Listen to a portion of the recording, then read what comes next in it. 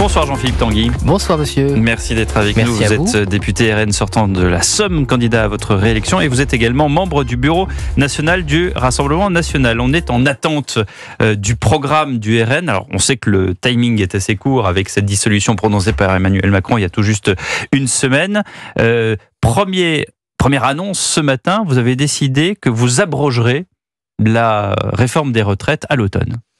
Non, mais il n'y a aucune nouveauté dans ce que j'ai dit ce matin. C'est une question de calendrier. Jordan Bardella a très bien expliqué à plusieurs reprises qu'il y aurait au moins 2 temps de son mandat de Premier ministre, si je puis m'exprimer ainsi, le temps des urgences à notre arrivée pendant les JO. Donc déjà, la gestion des Jeux Olympiques, évidemment, pour l'image de la France et la sécurité de tous. Ensuite, l'urgence du pouvoir d'achat avec la baisse de la TVA de 20 à 5,5 sur les énergies, l'urgence de la sécurité et l'urgence du contrôle sur l'immigration. Dans un deuxième temps, nous ferons les grandes réformes qui s'imposent à la France, dont évidemment l'abrogation de la réforme des retraites de M. Macron et la mise en place de la réforme de Madame Le Pen. C'est ce qu'a dit Jordan Bardella à de nombreuses reprises. Et je pense que c'est très clair pour les Français. Il est évident, contrairement à ce que dit le Front populaire, qu'on ne peut pas arriver et abroger une réforme du jour au lendemain comme ça, ne serait-ce que les agents qui s'occupent de gérer la pension des retraites sur le terrain. Les gens vont pas arriver et demander du jour au lendemain leur retraite comme ça. Ça s'organise. Il faut aussi consulter, évidemment, les organisations salariés, les syndicats, et les organisations patronales. Il faut aussi faire un point avec le corps, le conseil qui s'occupe de l'observation des retraites, pour pouvoir faire le point et faire cette réforme dans de bonnes conditions. Où est-ce que vous allez trouver l'argent pour mener votre politique? Vous êtes souvent décrié sur le fait que votre programme coûterait plusieurs centaines de milliards d'euros. Oui, c'est nos adversaires qui donnent ces chiffrages. Nous allons faire des économies. L'État français... Par où vous commencez, Jean-Philippe Tanguy? Déjà, je pense, l'immigration, évidemment. Ça, nous l'avons expliqué à de nombreuses reprises. Nous n'aurons pas tous les leviers, mais nous aurons un certain nombre de leviers pour limiter le coût de l'immigration, ne serait-ce que le nombre de visas chaque année que l'on donne aux étrangers. Vous avez chiffré le coût de l'immigration en France, Jean-Philippe Tanguy? Nous avons essayé de le chiffrer. C'est très difficile parce que, contrairement à nos demandes, malheureusement, l'État français, le gouvernement français refuse de consolider les dépenses liées à l'immigration, mais sur les dépenses sociales, nous avions pris la somme très conservatrice et très raisonnable de 16 milliards d'euros par an à terme, une fois l'ensemble de nos mesures déployées, mais il y a plein de coûts qu'on ne peut pas chiffrer. Par exemple, l'Observatoire de l'immigration a montré la suroccupation des HLM français par des étrangers par rapport aux Français nationaux, donc ça a un surcoût très important pour les finances publiques.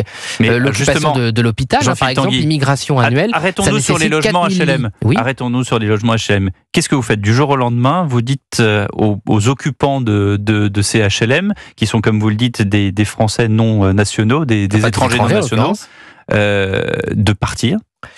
Oui, non, mais c'est pas du jour au lendemain. Ce sera le flux d'attribution.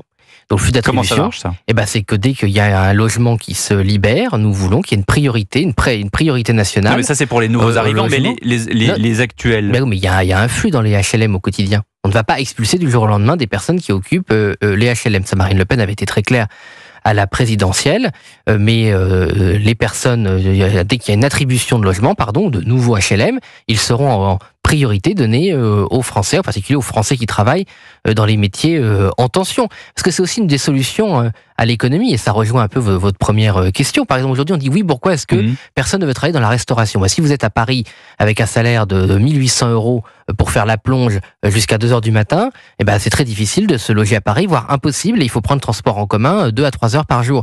Donc avoir un logement, avoir accès en priorité à un logement dans les grandes villes quand on travaille, c'est évidemment un moyen de remettre les gens aussi vers l'emploi.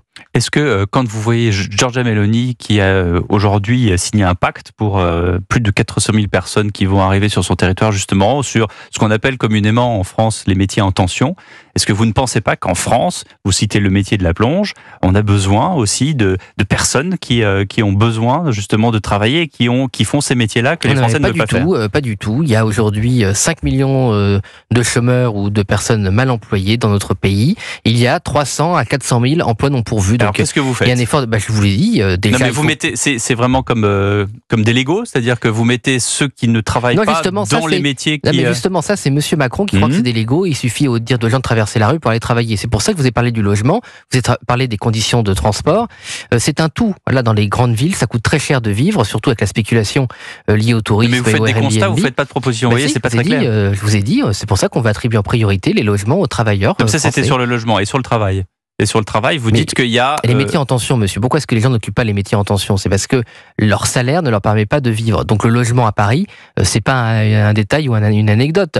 Le poids du logement pour les salariés parisiens ou des grandes métropoles, même à Amiens, c'est considérable. C'est de parfois la moitié du salaire. Donc pouvoir donner la priorité à ces salariés à un HLM quand ils travaillent dans les grandes villes, c'est considérable comme une incitation au retour à l'emploi. C'est beaucoup plus important que toutes les mesures punitives que vous pourrez prendre. Donc il faut analyser les raisons de fond pour lesquelles ces emplois ne sont pas occupés. C'est pas un hasard. Est-ce que sur l'emploi, vous voulez durcir aussi les règles sur les allocations chômage et sur les durées? Ça, ce sont des fausses solutions. Pourquoi? Mais parce que, je vous l'ai dit, les raisons pour lesquelles ces emplois ne sont pas occupés, ne sont pas liés à la volonté des gens de ne pas travailler. Et aujourd'hui, s'il y a des fraudeurs, s'il y a des gens identifiés comme tels, on peut déjà les punir. Et en fait, le problème de ce gouvernement, c'est comme ils ne veulent pas s'attaquer aux fraudeurs ou aux raisons de fond qui font que certains emplois ne sont pas occupés, enfin, ils ne sont pas occupés depuis 1 an, ils ne sont pas occupés depuis 40 ans, puisque je lisais une étude à la fin des années 70 où il y avait déjà des problèmes de métiers en tension sur le BTP ou sur la restauration. Donc en fait, à force de ne jamais s'attaquer aux raisons de fond et à combler le manque de travailleurs français disponibles pour ces métiers, on a recours depuis 40 ans à l'immigration avec les conséquences que l'on connaît, parce que de toute façon, les immigrés, une fois qu'ils s'installent dans notre pays et qu'ils profitent aussi du système social, eh bien, ils arrêtent aussi de travailler dans ces métiers en tension. Donc c'est le tonneau des Danaïdes. Et l'immigration n'est jamais une solution. D'ailleurs, dans d'autres pays, évidemment, on arrive à faire travailler les nationaux, mais dans ma région aussi, vous savez, dans la Somme, les métiers que l'on refuse de faire à Paris, dans la Somme, ce sont des nationaux, des Français qui le font, et il n'y a pas de souci. Jean-Philippe Tanguy, comment est-ce qu'on fait avec les 3100 milliards de dettes? Eh bien, écoutez, c'est pour ça que Marine Le Pen et Jordan Bardella veulent lancer un audit. Déjà, la première question, il faut qu'on fasse un effort de transparence, un effort de vérité. Comment nous sommes arrivés à cette dette aussi monstrueuse?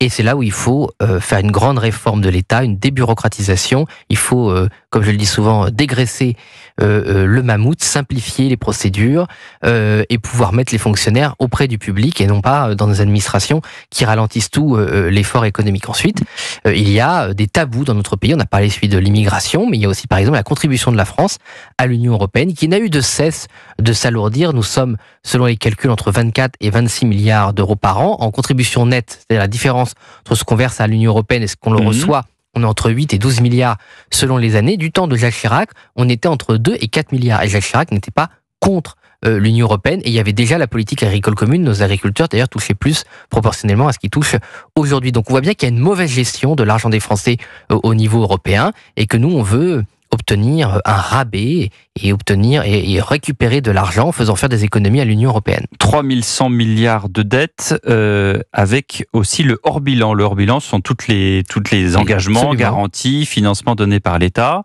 Ce sont par exemple les garanties de l'État pour des emprunts pris par les collectivités publiques, des mentions assimilées à certaines catégories. 2017, le hors-bilan était estimé à 3900 milliards.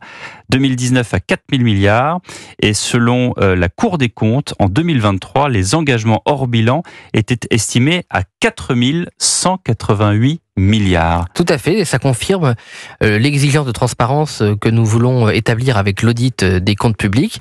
J'ai un collègue à la commission finances qui parle souvent de ces engagements hors bilan. Il est pas à Rassemblement national, c'est Monsieur de Courson, et nous l'avons rejoint dans son combat pour cette transparence. Effectivement, il y a un effort considérable à faire dans la bonne information sur les comptes publics. Il y a eu un rapport jeudi dernier du rapporteur du budget au Sénat, Monsieur Husson, qui a aussi alerté sur le manque d'informations. Je rappelle que Monsieur le maire a caché plus de 15 milliards d'euros de déficit caché entre décembre 2023 et mars 2024. Il avait les documents qui auraient pu lui permettre de dire la vérité aux Français. Jusqu'au dernier moment, il l'a caché aux représentants du peuple que nous étions et aux Français. Et c'est ça qui a provoqué la panique sur les marchés d'ailleurs. Parce que je vois souvent depuis une semaine dire oui, c'est la dissolution qui a provoqué une dégradation du spread. Le spread, c'est l'écart de taux d'emprunt entre l'Allemagne et la France par exemple.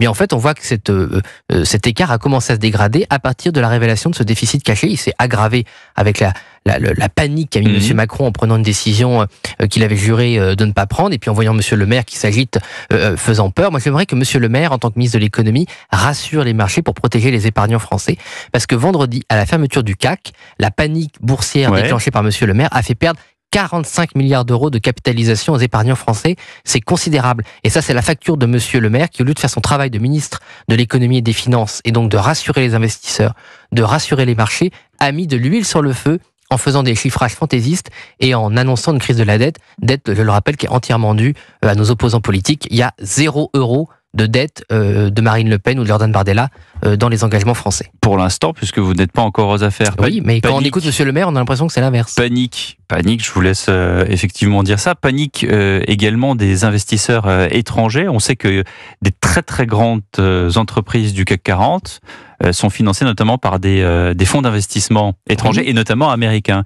Il y a cette petite musique qui dit si le RN arrive, les Américains sortirent. Est-ce que vous avez peur de ça ? Non, j'ai absolument pas peur de ça. Ça fait partie d'une espèce de propagande, de panique de ce gouvernement. Deux choses. Déjà, j'aimerais que notre pays ne soit pas sensible à cette genre de propagande, parce que l'épargne des Français, presque 3 000 milliards d'épargne, 3 000 milliards d'épargne disponible, 6 000 milliards en tout, n'est pas assez investi dans les entreprises françaises. Pourquoi ? Par exemple, pour des mauvaises raisons, essentiellement de la fainéantise de nos dirigeants. Par exemple, vous avez 600 milliards d'euros. Pourtant, ils ont quand même accéléré la volonté, ils ont mis l'IFI, ils ont dit qu'il faut arrêter c'était réservé à la lutte contre les rentiers. Oui, mais vous avez raison, il y a eu beaucoup d'annonces, et en fait, 7 ans après Emmanuel Macron, que ce soit l'assurance vie ou l'épargne réglementée des Français, il y a beaucoup en fonds euros, il y a beaucoup en obligations, il y a très peu dans les actions et les entreprises françaises. C'est dommage, parce que ça aurait permis de mieux rémunérer l'épargne des Français. Vous savez que jusqu'à une période très récente, par exemple sur l'assurance vie, le rendement était négatif par rapport à l'inflation, de la même façon sur le livret A ou le livret développement durable. Donc c'est quand même dommage que tout cet argent des Français était si mal géré par Monsieur Le Maire. Moi, je peux vous dire que si j'avais été aux responsabilités, j'aurais beaucoup mieux géré, ou en tout cas beaucoup mieux incité les Français à investir dans nos entreprises, et ils auraient gagné beaucoup d'argent. Vous avez vu que notre interview portait beaucoup sur l'économie. Vous voyez bien à Bercy, Jean-Philippe Tanguy ? Moi, je me vois député de la 4e circonscription de la Somme. Chaque chose en son temps. Absolument. Vous savez, moi, je suis breton, d'origine bretonne, donc je suis un peu superstitieux. Merci Jean-Philippe Tanguy d'avoir été sur Europe 1 ce soir. Europe 1 Soir. 19h, 21h. Pierre Deville.